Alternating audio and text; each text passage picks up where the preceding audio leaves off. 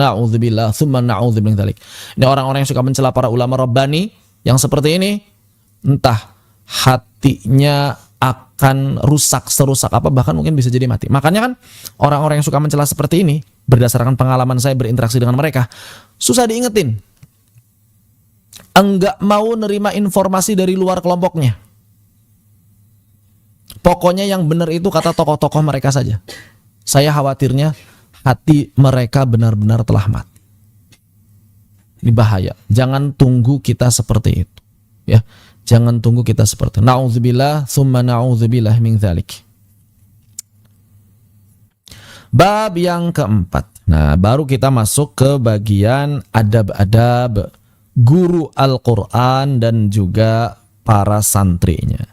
Fi adabi muallimil Qur'ani wa muta'allimi. Adab-adab guru Al-Quran dan juga para pelajarnya. Sebelum kita lanjutkan dari apa yang tadi telah dipaparkan, apakah ada yang ingin didiskusikan?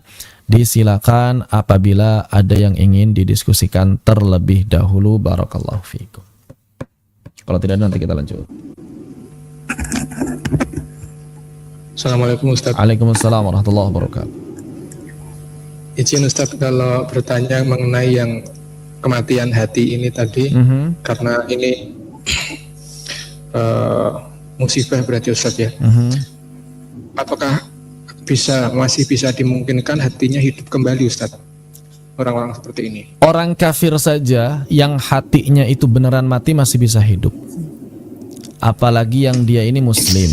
Maka kalau pertanyaannya apakah ada kemungkinan, jawabannya ada. Tapi itu kembali kepada hak prerogatifnya Allah.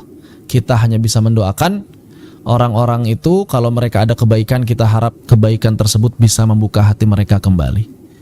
Tapi kalau pertanyaannya sekadar itu, insya Allah ada kesempatan sebelum nyawa kita meregang, sebelum kita meregang nyawa, sebelum ruh kita melewati kerongkongan kita, masih ada kesempatan bertaubat. Begitu kan?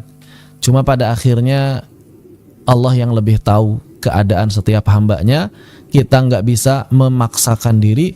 Tugas kita hanya menyampaikan yang hak adalah hak, yang batil adalah batil. Tugas kita hanya itu.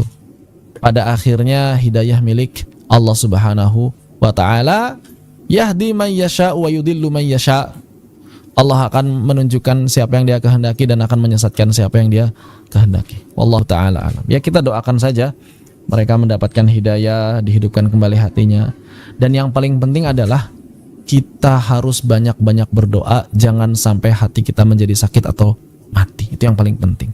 Jadi ketika kita sudah mengetahui ada hal seperti ini, kita harus sadar, oh iya, khawatirnya hati saya yang mati. Kapan misalnya ciri hati mati? Enggak nerima nasihat. Nah, itu ciri hati udah mulai sakit tuh.